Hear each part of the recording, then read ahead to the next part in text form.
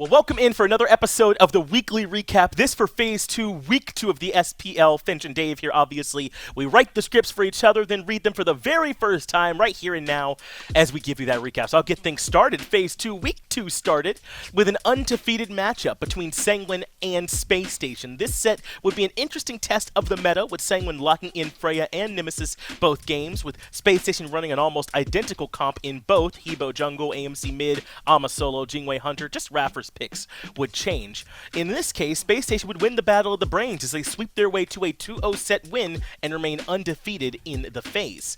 This set was a bit of a slow burn between two teams content to scale in the early, but the difference was Space Station being slightly more proactive around objectives, leaving Sanguine to backpedal and hope to turn around retreating fights. In all, Sanguine looked okay, but it was an uncharacteristic outing for the LATAM boys, getting picked a few times in unusual fashion.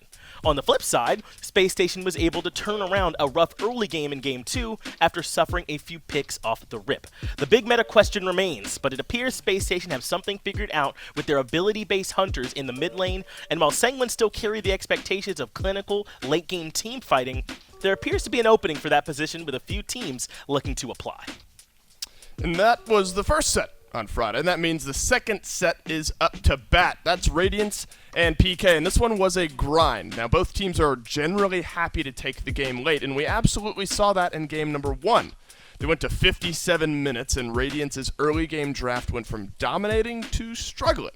PK, now suddenly in control of the game 38 minutes in, are having trouble closing. And who hasn't been there? I'm looking at you, teammates who'd rather do back camps than be at FG.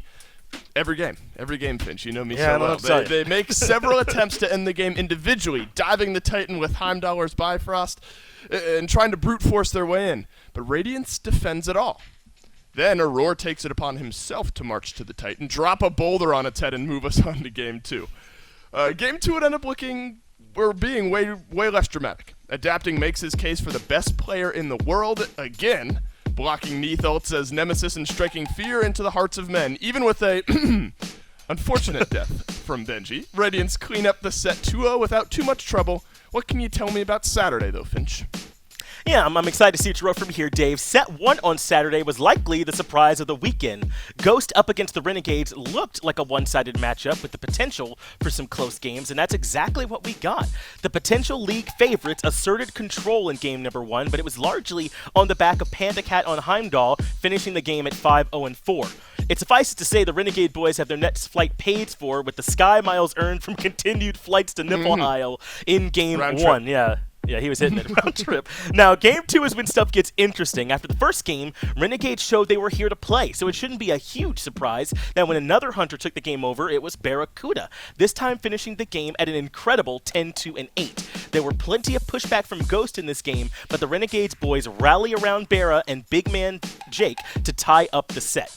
Unfortunately, my favorite genre of music, sad trombone, gets played after Game 3, and the set sort of deflates into a steamrolling by Ghost. PBM dies once, Sam dies twice, and Renegades die a whole lot, and not much more analysis can go into it. The Renegades look like an improved team with still a lot of ground to make up, and Ghost, while a bit shaken, not stirred, still stand tied for first. Horrible. Why did I write that? It was tough. Hey, It was a tough doubleheader weekend, though, for PK as they faced off against United for our last set on Saturday. You wouldn't be able to tell they played 2 sets, though, in 2 days by watching their gameplay, especially Paul, who proved his Morgan is to be feared.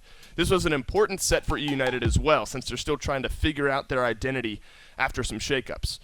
They look better every time we see them, but not good enough for a win. And really, what can you do when Cubo Fred plays like he did in game number 2? I'm seriously asking, by the way. What do you do? I assume you curl up and cry like Finch does when he hears a scary noise at night. And anyways, enough about Finch. His abundance of crippling failings. I have a set to break down. Dang. Paul and Cubo Fred, sorry Finch, I had to do it to you. Paul and Cubo competed to see who could play the better assassin on Set and Pele respectively, and 21,000 player damage from Paul in 26 minutes is a pretty strong argument. It's a 2-0 win for PK as the defending champs continue to improve. Now on to Sunday. Now, our Sunday headliner between Radiance and Sanguine carried a little extra weight with it, as Sanguine were attempting to avoid a negative win-loss record for the first time since joining the league. That's pretty impressive in its own right. After Game 1, where Radiance methodically roll over Sanguine, the Sanguine hopes for this set were in question, and the squad was at risk of tumbling out of the week 0 for 2. Game 1 did bring some consistent themes for Radiance, however, in that adapting continues to have a career phase, Cyclone Spin appears to be comfortable in a new suite of gods, this team will slow play you until you're comfortable and suddenly rip the game away, and my butt is infinitely more comfortable in this chair than I could have ever imagined. And truly, I don't know how I bummed it on the other one. Sanguine, though, pulled the old switcheroo in Game 2, and in 23 minutes' time, dismantle Radiance thanks to clear early game calls and some of the best team fighting we've seen out of them since the phase started. And Yarkor and Xingqiu pitching in 6-1-4 and 6-1-5 performances, respectively. It's time for us to find a winner in this set, though, and see if Sanguine can avoid the negative column in the league. In short, Adapting and Benji would have something to say about it. Now, Dave has only seen Adapting crush two things: squats at the gym and Sanguine in Game 3 of this set. 7-0-9 on Unbots is maybe all that needs to be said.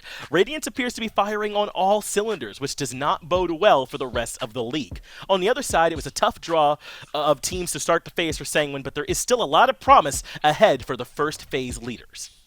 Well, it's time to round out this week in the SPL, and it's SSG versus Obey. Now, it's been a difficult season for Obey, no doubt about it, and things didn't get any easier when they faced off against SSG to close out the SPL on Sunday. Obey fans will be happy to hear, however, that they looked much improved against SSG, jumping out to early leads in both games. Sino, of course, had great games, but it was Wowie who stepped up alongside him, piloting Cupid to secure the early leads in both games. But SSG kept calm heads in both games and found ways to bounce back. In Game 1, SSG were able to separate Inbound and Sino a couple of times to find key picks and force their way back into the game. In Game 2, SSG bounced back with a good gank on Wowie and left, and then a great defense on Pyro to bring this game right back to even. Despite some early game stumbles, Dardes and Nika always seem to be able to find a little more in the tank when their team needs them most, and SSG will round out this set and this week in the SPL 2-0. But that is it for Phase 2, Week 2 of Season 7 of the SPL, as written by Finch and Dave, and then as told by Dave and Finch. It was a blast to watch, and I cannot wait to see what is in store in week number 3.